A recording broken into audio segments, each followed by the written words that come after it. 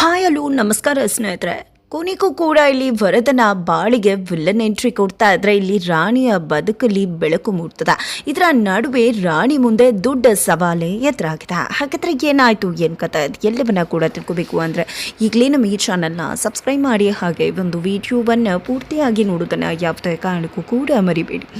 ಇಲ್ಲಿ ತನ್ನ ಮಾವಂಗೆ ನೋವಾಗಬಾರ್ದು, ಕಷ್ಟ ಆಗಬಾರ್ದು ಅಂತ ಯೋಚನೆ ಮಾಡಿದ ರಾಣಿ ಮನೆಯಲ್ಲೇ ಇರೋದಕ್ಕೆ ನಿರ್ಧಾರ ಮಾಡ್ತಾರೆ. ಇದರ ನಡುವೆ ಚಂದು ಕ್ಲಾಸ್ ಟೀಚರ್ ಮನೆಗೆ ಬರ್ತಾರೆ. ಮನೆಗೆ ಬಂದದ್ದೇ ಯಾಕೆ ಇಲ್ಲಿ ರಾಣಿ ಓದದೇ ಇರಬಾರ್ದು, ಖಂಡಿತ ಅವಳಿಗೆ ಓದೋದಕ್ಕೆ ಒಂದು ಅವಕಾಶ ಇದೆ, ಖಂಡಿತ ಆ ಅವಕಾಶವನ್ನು ಯಾರಿಂದ ಕೂಡ ಕಿತ್ಕೊಳ್ಳೋಕ್ಕಾಗೋದಿಲ್ಲ.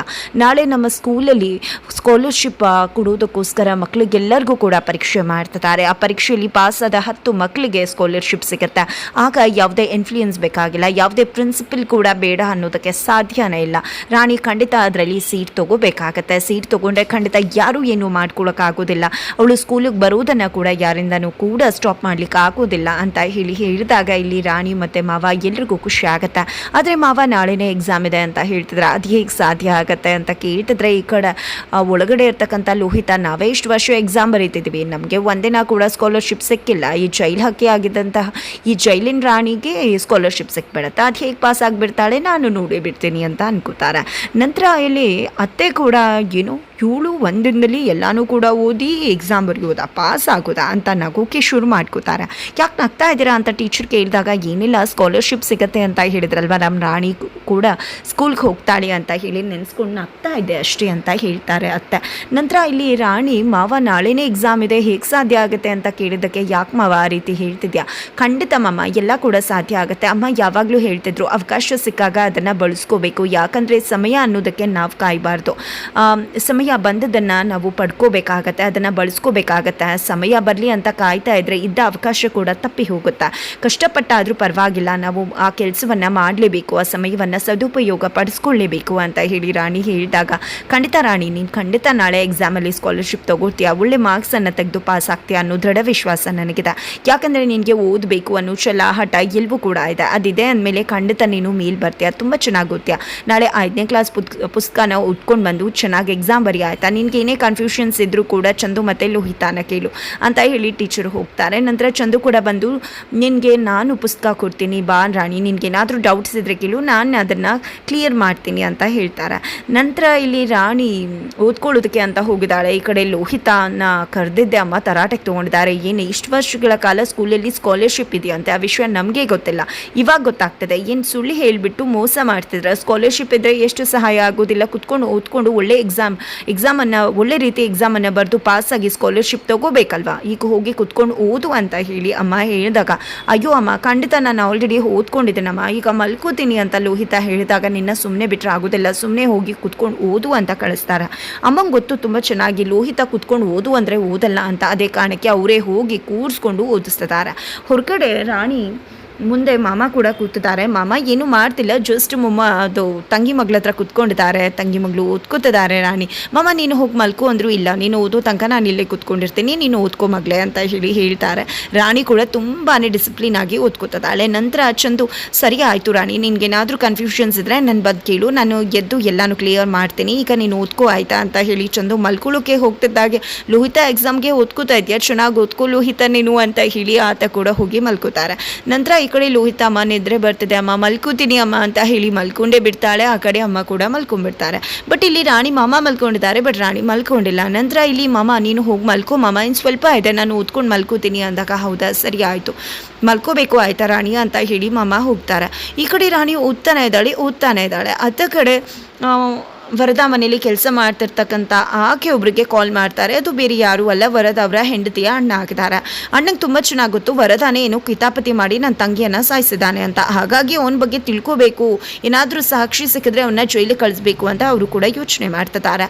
ಅದೇ ಕಾರಣಕ್ಕೋಸ್ಕರ ಆ ಮನೇಲಿ ಅವ್ರಿಗೆ ಸಂಬಂಧಪಟ್ಟ ಕೆಲಸದ ಆಕೆಯನ್ನು ಬಿಟ್ಟಿದ್ದಾರೆ. ಆಕೆ ಕಾಲ್ ಮಾಡಿದೆ, ಇವತ್ತು ಸ್ಟೋರ್ ರೂಮ್ಗೆ ಹೋಗಿದೆ, ಅಲ್ಲಿ ನಿಮ್ಮ ತಂಗಿ ಫೋನ್ ಸಿಕ್ತು, ಅದನ್ನು ತುಂಬಾ ಬಚ್ಚಿಟ್ಟಿದ್ರು, ನೋಡಿದ್ರೆ ಗೊತ್ತಾಗುತ್ತೆ ಖಂಡಿತ ಅದರಲ್ಲಿ ಏನೂ ಸಾಕ್ಷಿ ಸಿಕ್ಕಿರಬಹುದು ಅಂತ, ಹಾಗಾಗಿ ನಾನು ತೊಗೊಂಡು ಬಂದಿದ್ದೀನಿ ಅಂದಾಗ, ಸರಿ ಆಯಿತು ನಾನು ಬರ್ತೀನಿ, ಅಲ್ಲಿವರೆಗೂ ಯಾವುದೇ ರೀತಿಯಲ್ಲೂ ಕೂಡ ನಿನ್ನ ಬಗ್ಗೆ ಫೋನ್ ಬಗ್ಗೆ ವರದಂಗೆ ಗೊತ್ತಾಗಬಾರ್ದು, ಇಲ್ಲಾಂದರೆ ಖಂಡಿತ ಅವನು ಸುಮ್ಮನೆ ಬಿಡುವುದಿಲ್ಲ ಅಂತ ಹೇಳಿದಾಗ, ಇಷ್ಟು ವರ್ಷವೇ ಅವ್ರಿಗೆ ಗೊತ್ತಾಗಿಲ್ಲ, ಇವಾಗ ಗೊತ್ತಾಗತ್ತಾ, ನಾನು ಸೇಫ್ ಆಗಿರ್ತೀನಿ, ನೀವೇನು ಯೋಚನೆ ಮಾಡಬೇಡಿ ಬನ್ನಿ ಅಂತ ಹೇಳಿ ಕಾಲ್ ಕಟ್ ಮಾಡಿ ತಕ್ಷಣ ಈ ಕಡೆ ಹಿಂದಕ್ಕೆ ತಿರುಗಿ ನೋಡಿದ ತಕ್ಷಣ ಗಾಬರಿ ಆಗಿಬಿಡ್ತಾರೆ. ಬಿಕಾಸ್ ಅಲ್ಲಿ ಬಾಲ ಬಂದು ನಿಂತ್ಕೊಂಡಿರ್ತಾರೆ. ಬಾಲನ ನೋಡಿದೆ ಎಲ್ಲ ಕೇಳಿಸ್ಕೊಂಬಿಟ್ರೆ ಮುಗೀತು ನನ್ನ ಕತೆ ಅಂತ ಅನ್ಕೋತಾರೆ. ಏನು ಏನು ಮಾಡ್ತಿದ್ದೆ ನೀನು, ಏನು ನಿನ್ನ ಕೈಯಲ್ಲಿ, ಯಾಕಿಷ್ಟು ಗಾಬರಿ ಆಗ್ತಿದ್ಯಾ ಅಂತ ಹೇಳಿ ಬಾಲ ಕೇಳಿದಾಗ ಗೊತ್ತಾಗುತ್ತೆ ಆಕೆಗೆ ಬಾಲ ಅವರು ಏನೂ ಕೇಳಿಸ್ಕೊಂಡಿಲ್ಲ ಅಂತ. ಹಾಗಾಗಿ ಏನಿಲ್ಲ, ಹಾಗೆ ಸುಮ್ಮನೆ ಹೊರಗಡೆ ಬಂದಿದ್ದೆ ಅಷ್ಟೇ ಅಂತ ಹೇಳ್ತಾರೆ. ಸ್ಟೋರ್ ರೂಮ್ ಕ್ಲೀನ್ ಮಾಡು ಅಂದಿದ್ನಲ್ಲ, ಎಲ್ಲ ಡಾಲ್ಸ್ಗಳನ್ನ ಎತ್ಕೊಂಡು ಬಂದ್ಯಾ, ಕ್ಲೀನ್ ಮಾಡಿದ್ಯಾ ಅಂದಾಗ ಹಾಂ ಎಲ್ಲನೂ ಕೂಡ ಕ್ಲೀನ್ ಮಾಡಿದೆ ಅಂತಿದ್ದಾಗೇ ಅಲ್ಲಿಗೆ ಬಂದಂಥ ವರದ ಯಾರು ಕೂಡ ಸ್ಟೋರ್ ರೂಮಿಗೆ ಹೋಗೋಕ್ಕೂಡ್ದು, ಯಾವುದೇ ರೀತಿ ಕ್ಲೀನ್ ಮಾಡೋ ಅವಶ್ಯಕತೆ ಇಲ್ಲ ಅಂತ ಹೇಳ್ತಾರೆ.